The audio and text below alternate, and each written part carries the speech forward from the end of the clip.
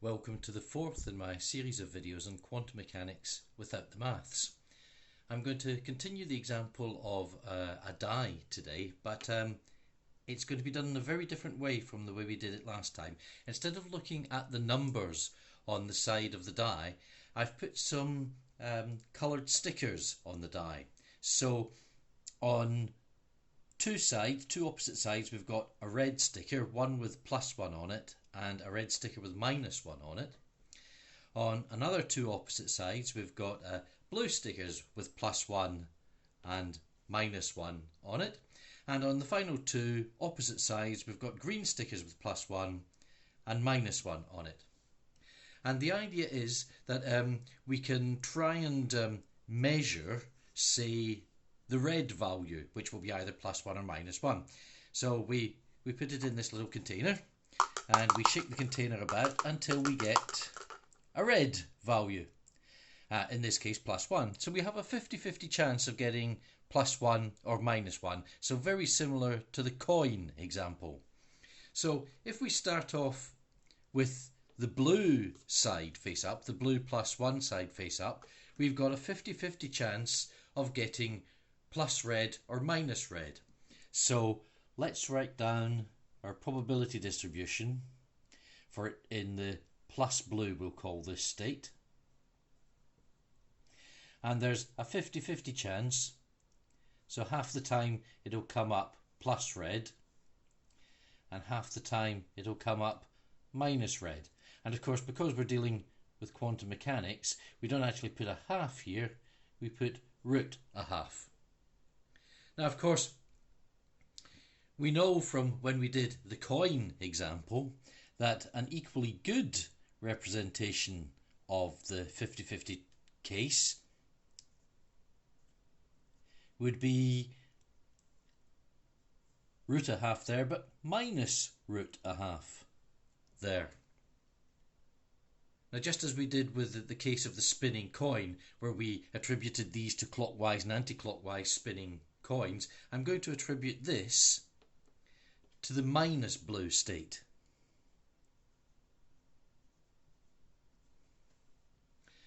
Now clearly, when we measure a value of red of +1, the graph is going to look like this. So plus red and value of 1 and 0 for minus red. And similarly, when we measure -1 red, we're going to get a value of 1 in the minus red component and 0 in the plus red component. So this is good. We can have wave functions that represent the plus red state, the minus red state, the plus blue state and the minus blue state.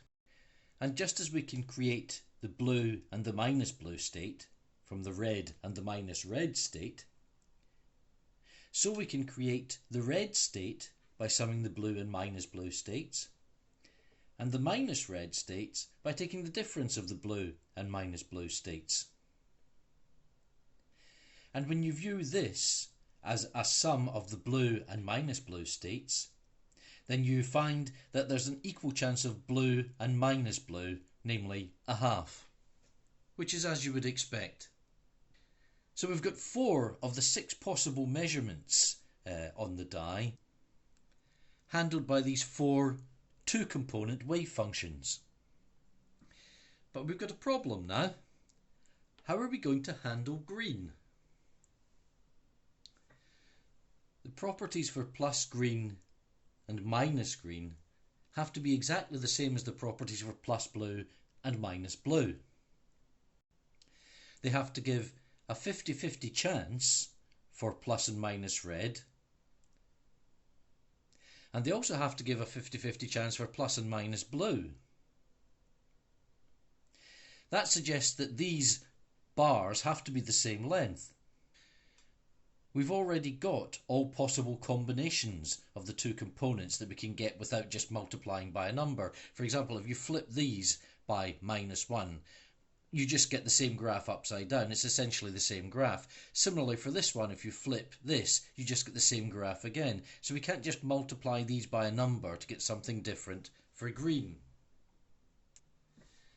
The solution is to introduce a new number. Here we've had plus numbers, positive numbers. Here we've had minus numbers, negative numbers. Now we introduce a third type of number, and imagine it coming out of the board. This number is called I. And we defined plus green to have the same plus R component as blue had, but we multiply the minus R component by I. So this is sticking out of the board now, and this is plus green.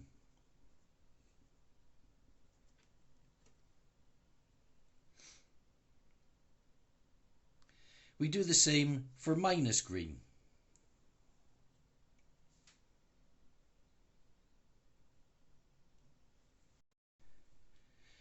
We can regard multiplication by I as taking a number, say plus 1, and rotating it about this axis. So we now end up with the number I pointing out of the board. If we now multiply by I again, we'll rotate again.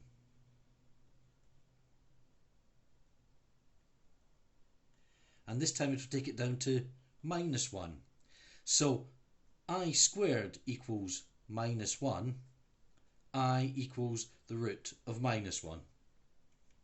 So our wave functions, our general wave functions, can now have combinations of plus numbers, minus numbers, and I numbers. They can really live on a circle about this axis. And these numbers are called complex numbers. The example of the die with the coloured stickers on it may seem like a highly contrived example, but I'm actually doing a fairly close analogy here to what are called spin 1/2 particles. All particles of matter have an inherent amount of angular momentum, an inherent amount of spin, and for matter particles, they're all spin 1/2. They all have 1/2 a unit of angular momentum. What we find in quantum mechanics is that you can only tell one component of the angular momentum at a time. You can't tell the exact angular momentum in an exact direction. You can only tell a particular component of it in, say, the X or the Y or the Z direction. And that's exactly what we have here. These states are exactly the same states as we get for spin 1/2 particles. That means that all the wave functions for spin 1/2 particles have to have the number I in them. They have to be complex. This has huge implications. If you watch my videos on the sources of the forces of nature, the four forces of nature, you'll see that they arise from symmetries, and some of those symmetries are in the wave function. For example, now that we know that all spin-half particle wave functions have to have these complex numbers in them, it means that there's a rotational symmetry here. If you take, for example, this wave function and you rotate it by 90 degrees, you still get the same relative probabilities for the two components. Now, from something called Noether's theorem, that implies that there's a conservation law associated with this symmetry. And the conservation law in this case is the conservation of electric charge. And the fact that electric charge isn't just conserved globally, but locally, electric charge doesn't just disappear here and reappear over here. It has to move gradually from one point to another. That tells you not only that you have a symmetry that is global in nature, but a symmetry that you can apply locally. You can do different rotations in the wave function at different points in space. Now, in order to maintain the global symmetry, this requires the introduction of electromagnetism. So electromagnetism is a direct result of this symmetry of the wave function, and electromagnetism is what our world is built from. Everything from the scent of a summer rose to a pile of dog poo. They're all due to electromagnetism. The thoughts you're thinking just now, the screen you're watching this video on. It's all electromagnetism in action. Not bad from considering a die with some coloured stickers on it.